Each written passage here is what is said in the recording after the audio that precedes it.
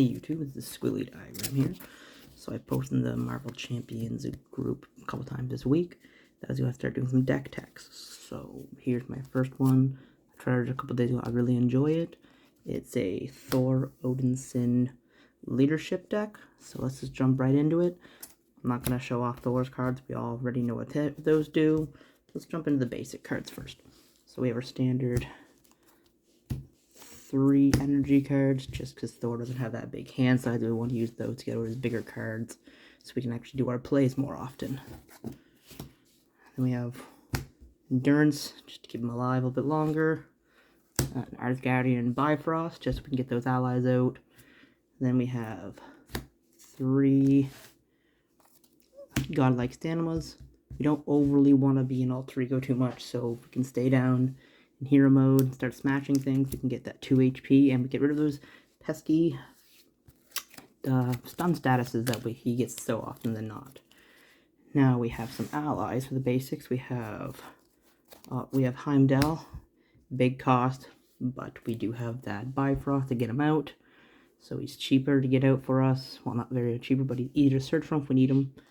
We have Machine Man, just a cheap blocker. He can get big. He has a little bit of health.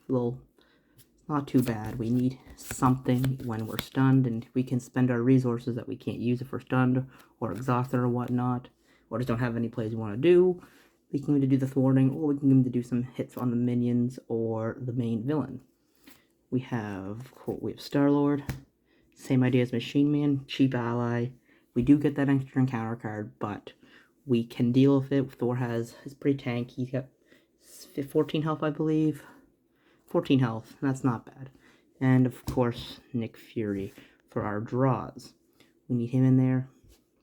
Just because Thor has that small hand size, we'll get that in there. Get him in. Do what he needs to do.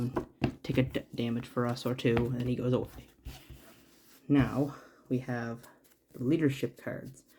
Now, it's a little different in my eyes, but that's alright. We have 2 command teams. This comes in with the 3 command counters on it. This can kind of make our plays go a little longer. So if we have, let's say, a Nick Fury on the board, we can swing with him twice, or we can thwart for him twice. Not too terrible for that.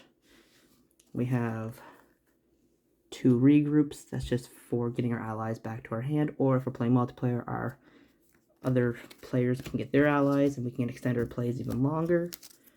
And probably my favorite card just existing in the game is Rapid Response. That is one of the greatest cards in my eyes. We can trigger back all our allies we need. So if we get go back with Nick Fury, get him out, we get our 3 draws again. We can get our Star-Lord out. We'll get an extra encounter card, but we can't really complain on that. Thor can take the hits. We have 1 innovation.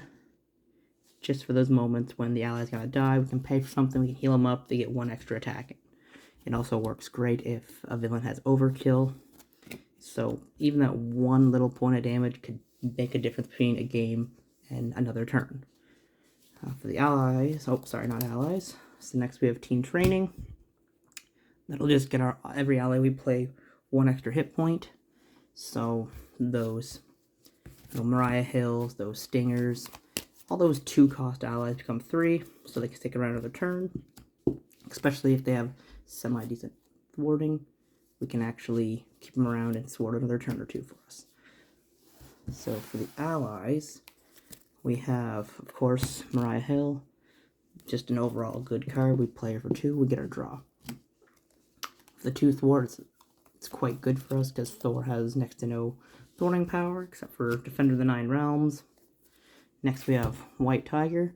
Again, it's more expensive than Mariah Hill, but she does draw us potentially 3 cards if playing on side 3. So that'd be Expert, or even on Standard, we'll get 2 draws on side 2. And with her 2 thwart and 2 attack, while we can keep around with Team Training, so that's potentially 3 swings or 3 thwarting. We have Stinger, just a cheap ally. Cheap blocker, doesn't count toward our ally limit. Beneficially, she might not do much over the game, but she's there to take a hit if we need her. And then we have our last ally of the deck is Squirrel Girl, which comes into play. We deal damage to an enemy, or all enemies, I should say. We like that because if we have those pesky minions of Tough, or even the villain has Tough, we just get those off, and we can continue our plays and combos. So, that's pretty much the deck there. If you guys like that, please comment, like, and subscribe, and I'll see you next time on the next deck profile.